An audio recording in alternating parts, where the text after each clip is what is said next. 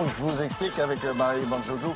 On va rentrer dans le détail. Il s'agit d'un article publié dans un journal argentin par un journaliste argentin qui s'intéresse aux grands voisins, parce que là-bas, ils sont voisins mais rivaux, l'Argentine, et puis le grand voisin, c'est le Brésil. C'est le Brésil qui réussit très bien grâce à Lula da Silva, qui a laissé sa place précisément à cette dame dont vous allez nous parler maintenant, c'est Dilma Rousseff.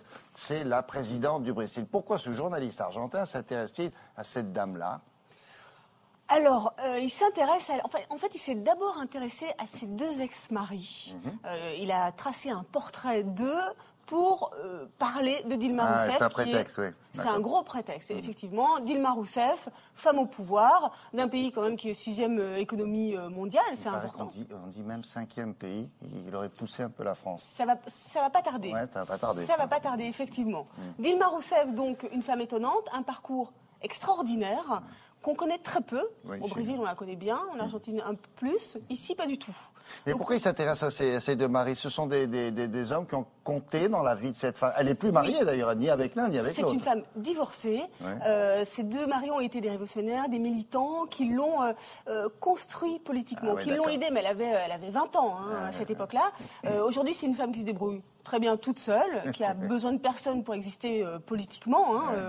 Et justement, nous, on s'est intéressé à elle, on a cherché à savoir qui elle était vraiment, et on a demandé à un politologue qui s'appelle Stéphane Moncler, qui est spécialiste du Brésil, qui a passé 3 mois avec le gouvernement de Rousseff. On l'écoute. Ce baiser-là est formidable.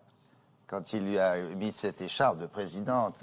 Ce qui est étonnant à dire aussi, c'est que, bon, on la connaît un peu maintenant, on va attendre cette grande réunion internationale, sauf que il faut lire un journal argentin pour savoir que cette dame-là a été mariée 2 fois, qu'elle ne l'est plus. On ne sait pas si elle est mariée aujourd'hui. Et après tout, est-ce que ça les intéresse, les Brésiliens, de savoir ça? Alors, curieusement, pas du tout. En fait, les Brésiliens, les médias brésiliens ne s'intéressent absolument pas à la vie privée des politiciens. C'est extraordinaire, alors que c'est pas des gens très discrets, les Brésiliens, on est bien d'accord. Oui, ce sont des gens qui nous montrent plusieurs facettes de leur personne. C'est souvent, ça. Eh bien, ils s'en fichent complètement, on va dire comme ça. Et voilà pourquoi on ne sait pas si cette dame vit seule ou pas. On ne sait pas. On ne sait pas si elle a un futur mari, une fiancée, un copain ou même un prétendant, je ne sais pas. Alors l'article en question, le voilà. C'est cet article-là qui vous a inspiré, Marie, et qui est publié dans Courrier International. Merci beaucoup, à plus tard.